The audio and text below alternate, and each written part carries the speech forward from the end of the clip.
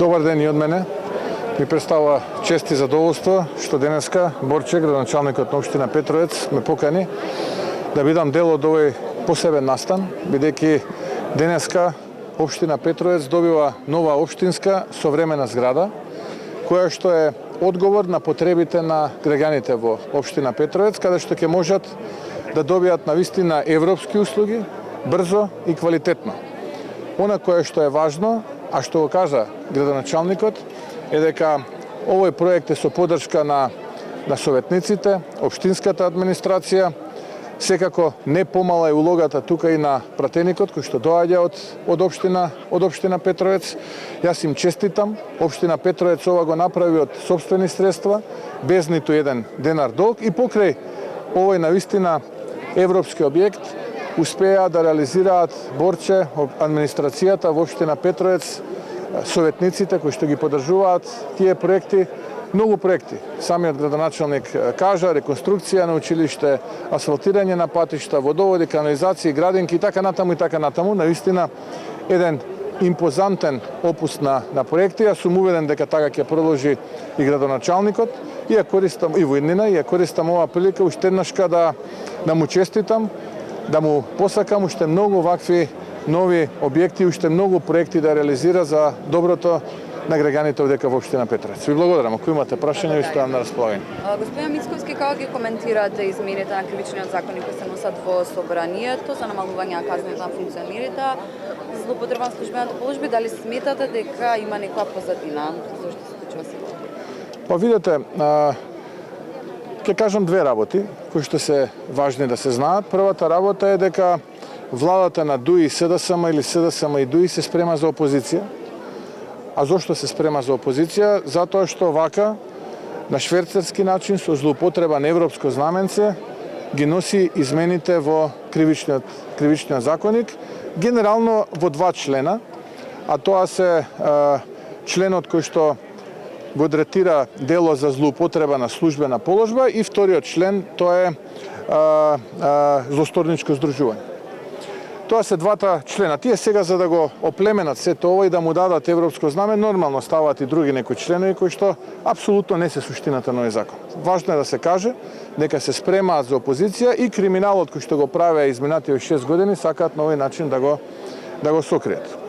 Но втората моја порака до нив е дека и со златно знаме да го донесат овој закон. Има можности веднаш после падот на оваа криминална влада, сите оние кои што сториле криминала, за кои што постојат докази, да одговараат и јас ви ветувам дека ќе одговараат. Господине Мицковски, темата со онкологија ја тресе јавноста веќе недела дена. Што би направиле вие да бевте на место на власта и што очекувате од истрагата? Се згрозив од тоа кое што го гледам изминативе денови, а згрозен сум уште повеќе што ја гледам власта како се препелка со сиот овој случај, ништо не превзема и сите оние иницијативи кои што доаѓаат од коалицијата предводена од ВМРО ДПМН во парламентот, како што се анкетна комисија, собраниска седница и така натаму, гледате дека тие ги одбиваат, а ги одбиваат затоа што се плашат, затоа што ќе треба да се соочат со вистината. Ми го поставивте прашањето што јас би направил. Прво не би дозволил до тоа да дојде, затоа што не може никој мене да ме убеди дека на неколку медицински работници и 2-3 криминални директори им текнало да на маката на болните од рак, наместо да го добијат медицинскиот третман, тие лекарства ги препродаваат, ги шверцуваат и на тој начин заработуваат. И никој не може да ми каже дека тоа се само тие, неколкумина. Без поддршка озбилна од озбилни и високо позиционирани политички фигури, ова е невозможно да се изведе. Тоа е како прво. И второ,